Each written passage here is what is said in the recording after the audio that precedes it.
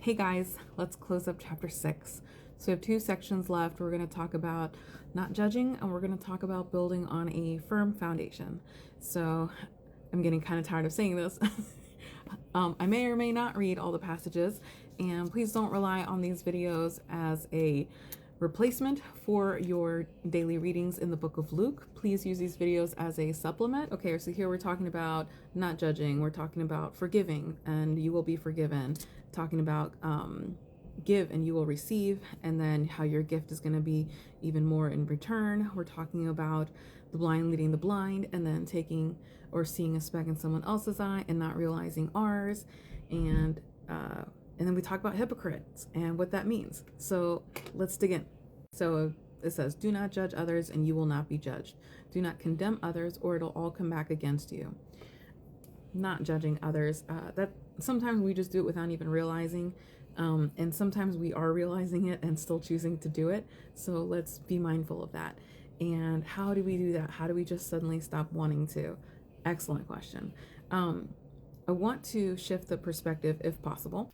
I mentioned this in a past video, but we live our lives based on the truths that we have believed through our life experiences up until this point. So whenever we enter a conversation, we are bringing the context of our entire story, things that we have lived through, things that people have told us, things that we believe about ourselves and what we believe about others. And it's good to realize that there's another person in that conversation who is also bringing their entire context and story into place. And so there are times where we might be like, oh my gosh, that person is so loud and obnoxious, and they just have to tell everybody how they feel all the time.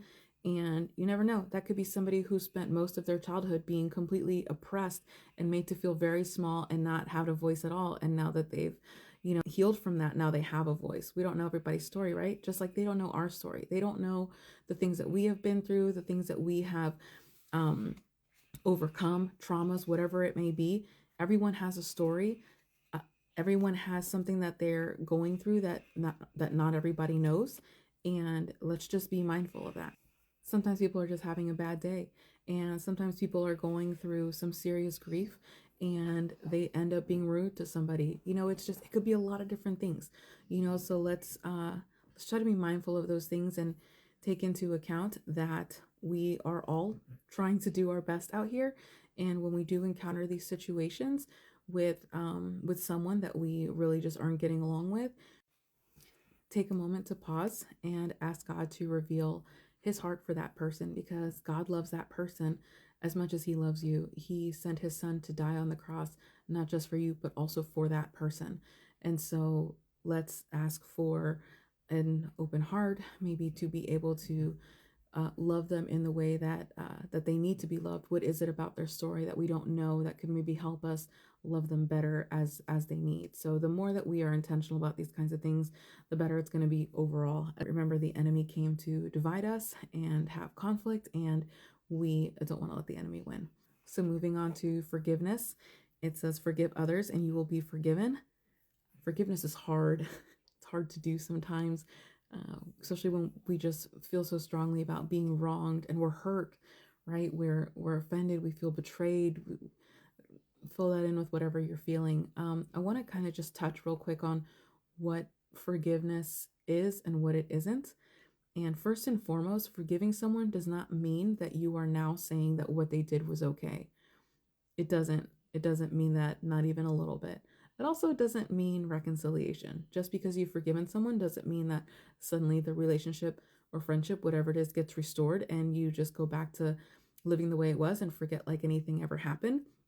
If you are able to do that, if it is, maybe just like something small that you guys work through and you guys are both, they've asked for forgiveness and you've given it, and, this is just that you're able to do that, that's great. But I just don't want to be misunderstood or misinterpreted. For example, I think about my friends that maybe were in abusive situations, right? This does not mean that you have to just constantly forgive and stay. That's not what this is saying. That's not what this means. What is forgiveness? Forgiveness is releasing that energy that we're holding on to. So the best way I can think of is illustrating it as, consider your heart at like 100% as capacity, right? And let's say that you are holding on to some resentment and unforgiveness, we'll say about 20%. So there's now 20% space in your heart that's taken up that cannot be filled with anything else. It cannot be filled with joy, hope, love, peace, forbearance, all the fruits of the spirit, right? It's not, because it's just there, and it's this heavy feeling. It's dark, and it influences how you end up living your day, your other relationships, anything going forward. It affects everything else. And so choosing to forgive, again, doesn't mean that what the other person did is okay, but it releases you from holding on to that. It releases it, and you're releasing it to God. So now you are giving it to God and acknowledging that He is the one in control, and trusting Him with it when He says that He will take care of it. And vengeance is His, not ours. And there could be a whole side to that story from that other person that we don't know about, that God may or may not be working in. So that's not up to us. We just need to let go of it and move on to the next thing, because if we're holding on to all this resentment and unforgiveness, it's going to keep us from being prosperous and moving forward in what God is calling us to do, in the way that He is calling us to do that. In this specific verse, it says, forgive others and you will be forgiven. So first and foremost, we do not deserve forgiveness. We don't. We don't. We are a wicked people, and still God has chosen to forgive us. So if we expect God to extend that same continuous grace to us, forgiving us every time we fall on our face, we also need to forgive. And if we are choosing not to, well, then we are opening ourselves up to being judged in the same way by God. So, going back a little bit to the judging, if we are choosing to be overly critical, then we can surely expect to be judged in the same way when our time comes. So, just things to keep in mind, you guys. The next one is give and you will receive. So, this is not like a motivation factor to, like, okay, let's just start giving because I want to receive. This is, from everything that we've been seeing right now for Jesus, our heart posture is what matters the most. And so, we should be giving without expecting anything in return. That's just what it is. That's the fact. That's what the Bible wants us to do. So if our motivation is to start giving so that we can start receiving, that's not what it's asking, and we're not going to get this gift that we're supposed to get in abundance for giving. And here's the thing about giving: it's not always money. I know that that's usually where our first thought goes, is like being generous with our money and giving and donating funds, but it can also mean your time, your energy, your skill set, your talents. I mean, it can be different things. It's not just money. So be cognizant of that. Like, we have been, everything that we are and that we have has been given to us by God. Our skill sets, our talents, our time, our money, our jobs, everything we have, God has given to us. These are gifts that God has bestowed on us, and it is our responsibility to steward these gifts well. So everything that He has given to us, He wants us to be giving back. And we pour into each other and we help each other grow. And that's what this community is. And this is not just, these are all my things, and I work so hard to have this, because so now it's mine. As who gave you that job? God.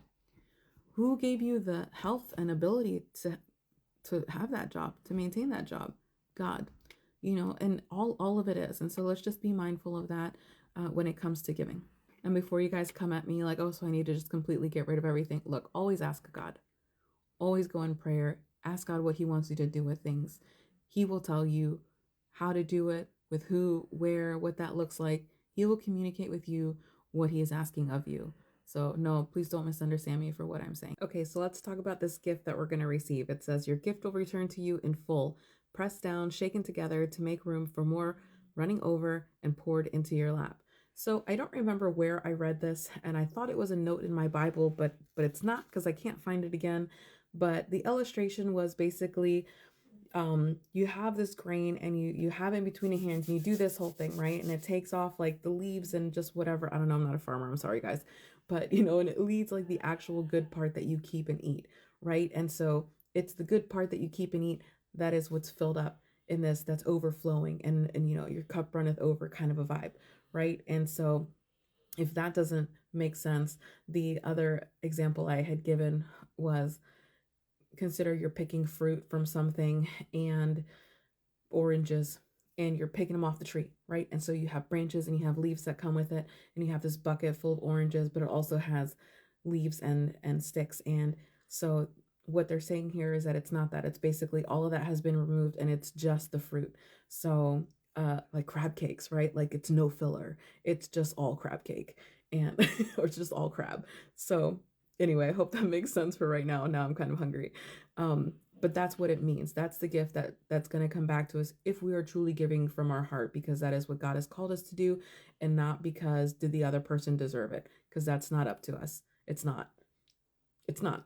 It goes on to say the amount that you give will determine the amount you get back. So, you put out what's going to come back to you. So I do want to read the note that my Bible has for this so far. A forgiving spirit demonstrates that a person has received God's forgiveness. Jesus used the picture of measuring grain in a basket to ensure a full amount. If we are critical rather than compassionate, we will also receive criticism.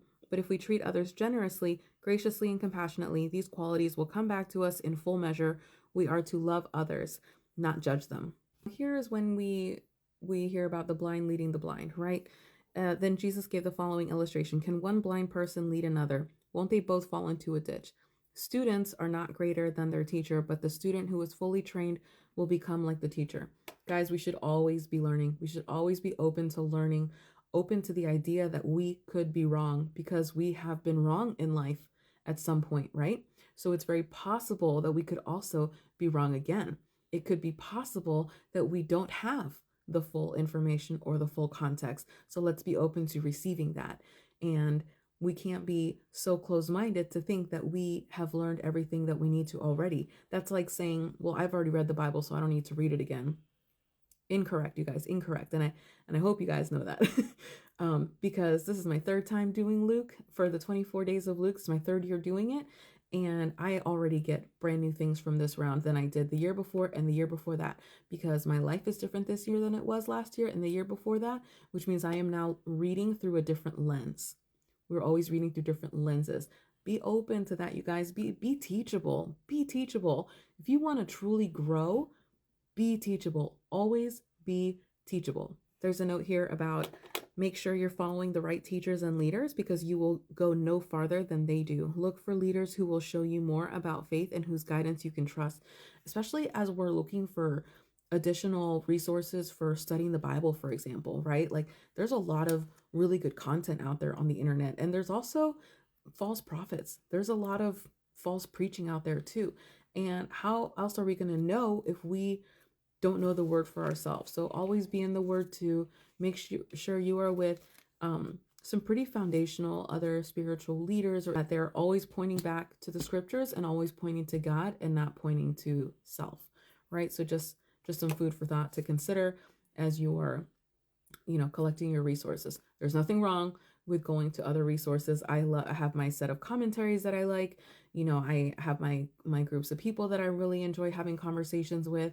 It's good. It's good. We want to have additional resources. We want to engage in that. Dialogue is great.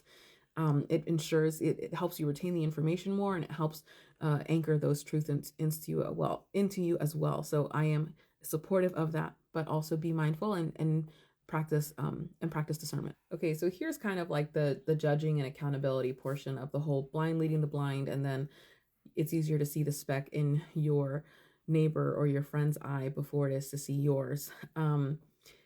It is easier to see mistakes or wrongdoings in other people, right?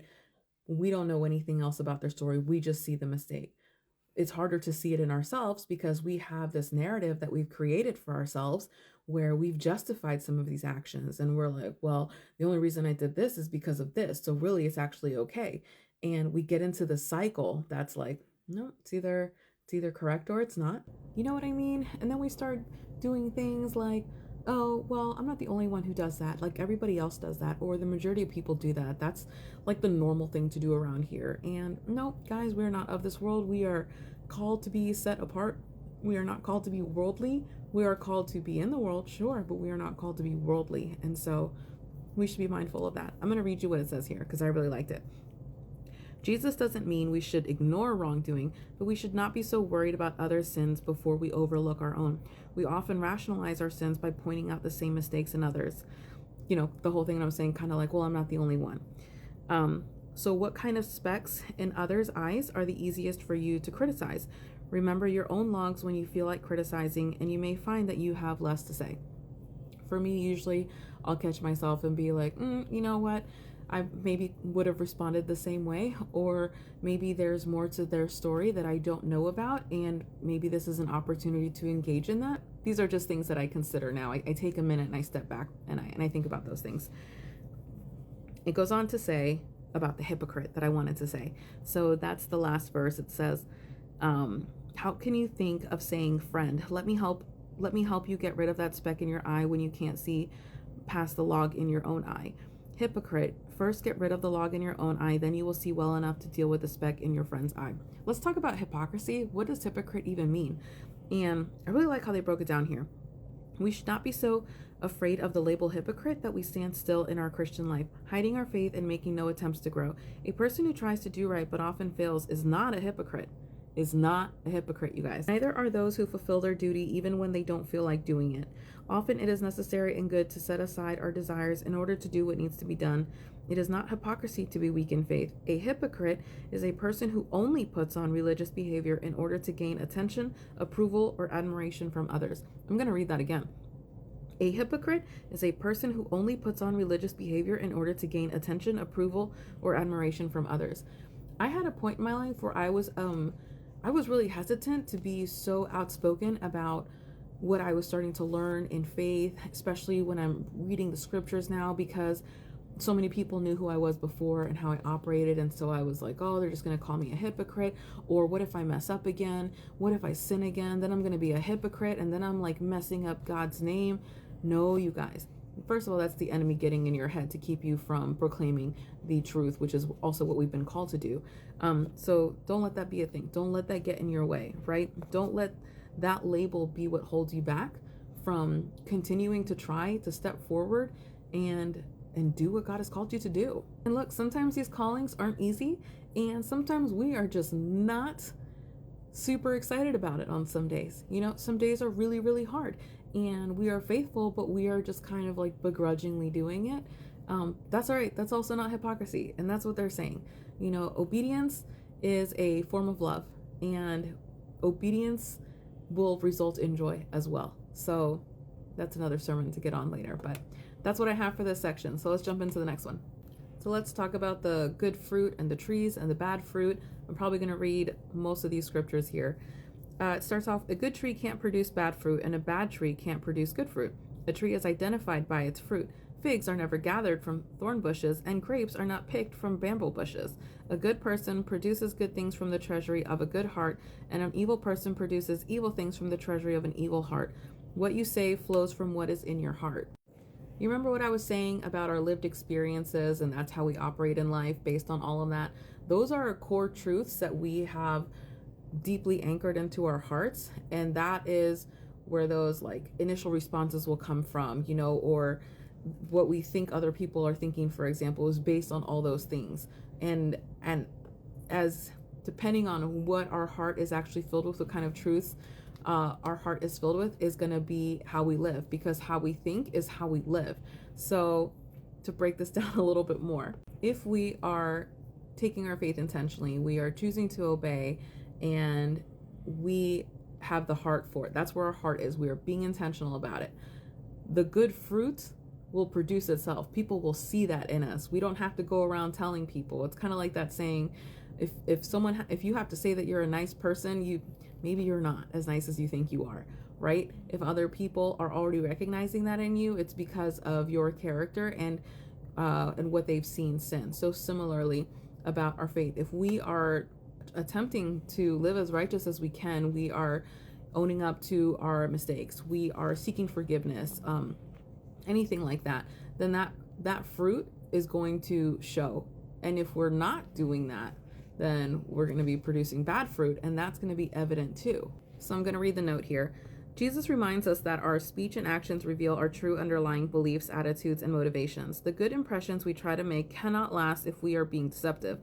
What is in your heart will come out in your speech and behavior. So if you spend enough time around me, you're probably going to hear me say how I really do not enjoy the King James Version of the Bible.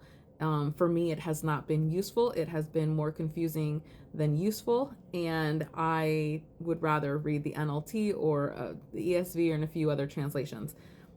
All of that to say, Psalm 23:7 is the only verse that I will give it to the King James for being more clear about what they're trying to say. Proverbs 23:7 says, "For as he thinketh in his heart, so is he. Eat and drink, saith he to thee, but his heart is not with thee." In other words, he's lying, right? He's trying to say eat and drink as much as you want, but inside that's not really what he means. Is actually worried and kind of upset at how much you're going to be consuming. So in other words, it's just false is all I'm trying to say about this. As a man thinks, so is he, right? So how we think is how we live. So let's move on to the building on your foundation. It says, it's like a person building a house who digs deep and lays the foundation on solid rock. When the flood waters rise and break against that house, it stands firm because it is well built. But anyone who hears and doesn't obey is like a person who builds a house without a foundation. When the flood sweeps down against that house, it will collapse into a heap of ruins. Consider the foundation of your faith. What is it built on? Is it built on a collection of different things we've seen online, little 3-minute sermons, or is it based on how much time we've spent reading and learning the actual word? Because when the time comes, when life smacks us in the face real hard, we're either going to fall and collapse, or we're going to still be able to stand strong and firm in our faith, confident in where God is leading us to whatever next steps there are. I'm going to read you the note here before I share a little story about this and probably get on a new soapbox. Why would people build a house without a foundation? Perhaps to save time and avoid the hard work of preparing the stone. Possibly because the waterfront scenery is more attractive, or because beach houses have higher social status than cliff houses. Perhaps because they want to join their friends who have already settled in sandy areas. Maybe because they haven't heard about the violent storms coming, or they have discounted the reports because they think disaster can't happen to them. Whatever their reason, those with no foundation are short-sighted, and they will be sorry. Obeying God is like building a house on a strong, solid foundation that stands firm when storms come. When life is calm, our foundations don't seem to matter, but when crises come, our foundations are tested. Be sure your life is built on the solid foundation of knowing and trusting Jesus Christ. Okay, so a little bit about my testimony. I spent a lot of time just going to church on Sundays and just living my life regularly during the week. It would be a nice feel-good sermon, and then I'd probably do brunch or day drinking with friends. I don't know. It was a lot of different things. And I really definitely didn't do Bible studies during the week. I was not intentional, and I had not even read the entire Bible or much of anything, to be honest. I knew the main stories. I knew Christmas, I knew Easter, but I didn't know a ton. And so when I ended up getting into situations based on decisions I was making, taking accountability for where I ended up in some circumstances, I didn't understand what that meant as far as my faith was concerned. Like, what even is faith? What does that mean for me here on this earth, other than just my eternal salvation? Because that's my understanding, was just more on the eternal salvation side, that basically God was just, we're saved and that's gonna be relevant to us once we're dead in the afterlife. But right now, while I'm here on this earth, God's really off hands and he's not here. That's very false, by the way. And what I'm getting at is things that were very hard were super hard, and it was hard to feel God in that time. It was hard to understand what he could have wanted for me, and if he wants good things for me, it certainly didn't feel like that, right? Fast forward to now. I've been taking my faith intentionally for, I'm coming up on 5 years now. The way I live my life, the way I think, the way I make decisions is almost night and day difference for what it used to be. And I think about a time when I was going through a loss this year. Someone very close to me had passed, and I've had a ton of people pass in my life, and I've had a ton of hardships and traumas. I never felt that peace that surpasses all understanding. I didn't understand what that really meant. I shouldn't say never, but I didn't understand what that fully meant. And so here I am at a point where this is really hard. I'm really sad. And, Christians, we grieve differently. So it's not like I was worried about that he was going to go to hell. Like, he was saved. So, I could rest in that. But what really struck me during this particular time was that I was able to grieve, and I really, really felt God's presence. Like, I really felt like I was running to Him and just able to cry in His lap. And He's just holding me and letting me cry. He's not like, okay, Denise, he's in a good place now. Why are you crying? Nope, none of that. He lets me be. He let me be in my feelings. And then I had my time to actually grieve and deal with things, which is not something I used to do, by the way. And I was able to then operate and then, help the family in whatever else was needed. And I had seen this now at this point with other friends who had been going through very, very difficult things. And suddenly, like, their faith that they had proclaimed before is just kind of like out the window. You're just lost. You're in this grief mindset and you're just like all over the place. And it's you want to feel God, but He feels so far away, you have no idea how to get there.